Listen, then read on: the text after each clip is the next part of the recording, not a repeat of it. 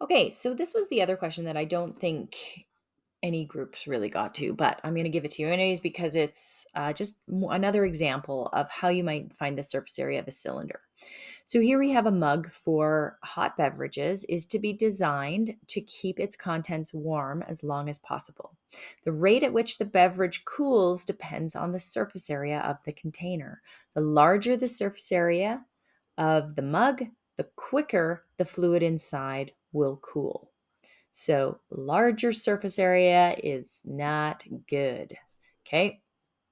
So, the question is asking what is the surface area of each mug, assuming that neither has a lid, and then which one would be the better um, design, basically, to keep your drink warm is the goal. So, when it's a situation, there's certain parts of, say, a cylinder that you would not bother with. So, the one that we wouldn't really even pay attention to are the handles. So, the handles are completely irrelevant.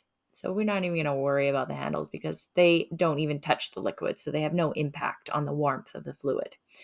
The other piece that obviously is not there is the lid. So there's going to be no top to this cylinder. So we're going to take a look um, at the surface area of, let's do the blue one first. Okay, so if we were doing the surface area of the blue one, it would just be the bottom of the cup. So the circle for the bottom of the cup. And there's only one of those. And that's going to be pi, because the area of a circle is pi r. Whoops. My r in this case is going to be half of the diameter, which is 4. Pi 4 squared, which ends up being 50.3. Okay, plus that 3 again, plus then we have the big, if we cut this right down the middle there and then unfolded it, it would be a rectangle.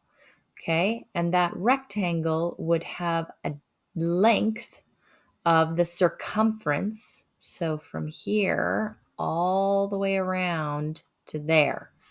So that's going to be 2 pi r is the circumference of a circle.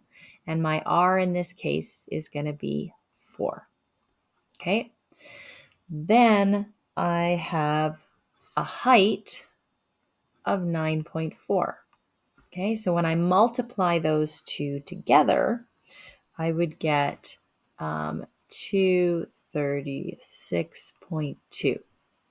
So in total, when I add those up, I would get a surface area of 286.5. And my question has it to 1 decimal place, so that's why I'm putting my answer also to 1 decimal place. All right, so now if I wanted to find the surface area of the red mug, it's going to be the same thing. Okay, so I take this.